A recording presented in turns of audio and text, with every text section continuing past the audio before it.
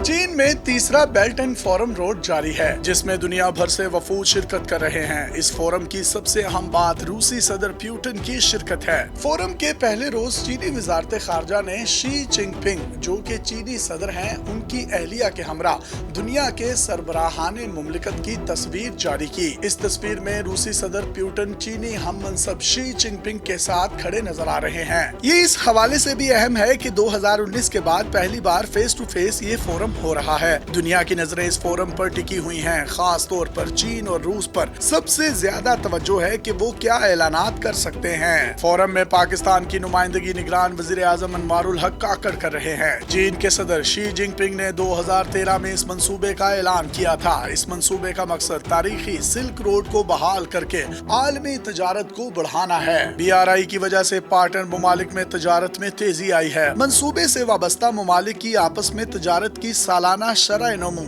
6.4% है। इस इनिशिएटिव के जरिए तकरीबन 19,100 अरब डॉलर की तजारत की जा रही है। चीन ने इस मंसूबे को 5 बराए आजमों तक फैलाया हुआ है। पिछले कुछ सालों के दौरान चीन ने 150 से जायद ममालिक और 30 से जायद बैनुल अक़वामी तंजीमों के साथ ताउन के 200 से जायद मुआहदे तीसरे BRI फोरम में पाकिस्तान और रूस के साथ किए हैं। इसके अलावा Uzbekistan, Syria, Indonesia, Hungary, Ethiopia, Chile और काज़ाकिस्तान के रहनुमा भी शरीक हैं। इंडोनेशिया के सदर, मिस्र के वज़ीर आज़म समेत श्रीलंका, जमहूरिया कांगो के रहनुमा और नाइजीरिया इस फोरम में शरीक हैं। इस 2 रोजा फोरम में दुनिया भर से 4,000 से जायद नुमाइंदे शरीक होंगे, जिनका ताल्लुक पूरी दुनिया के 140 ममालिक से है।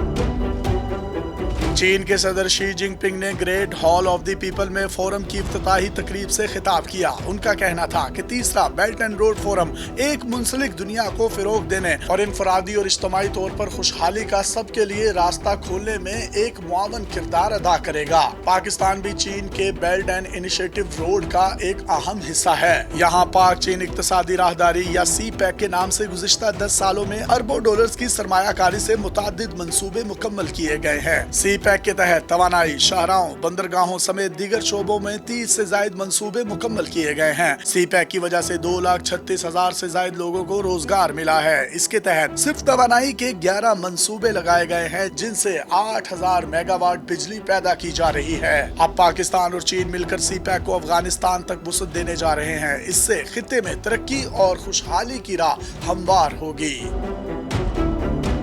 BRI फोरम इस हवाले से भी अहम है कि गुज़िश्ता माह भारत में G20 सरबराही इजलास मुनक्किद हुआ था। इसमें अमरीकी सदर जो बाइडन भी शरीक हुए। G20 सरबराही इजलास में भारत को खित्ते के एक अहम खिलाड़ी के तौर पर पेश किया गया और BRI के मुकाबले के लिए एक मेगा मंसूबे का ऐलान किया गया। इस मंसूबे के तहत भारत को समंदर और रेल के जरिए मशरिक वस्ता और यूरोप से जोड़ा जाएगा। अमरीका कई सालों से भारत को चीन के मुकाबले में लाने के लिए तैयारियां कर रहा था। अब चीन के मुकाबले के लिए इसको एक मेगा मंसूबा दिया गया है। अगरचे भारत और अमेरिका को इस मंसूबे से बहुत सी उम्मीदें हैं, लेकिन अभी इसके रास्ते में बहुत सी रुकावटें मौजूद हैं। G20 सरबराही इजलास के कुछ ही दिनों के बाद कनाडा के साथ भारत के ताल्लुकात खराब हो गए। दोनों मुल्कों में खालिस्तान से वाबस्ता एक सिख रहनुमा के कत्ल की वजह से तलखी पैदा हुई। भारत को उम्मीद थी कि मगरबी ममालिक उसका साथ देंगे, लेकिन वो कनाडा के साथ खड़े हो गए। अभी भारत ने अपने मेगा मंसूबे के ख्वाब देखना शुरू ही किए थे कि उसके मुस्तकबिल पर सवालिया निशानात लगना शुरू हो गए हैं।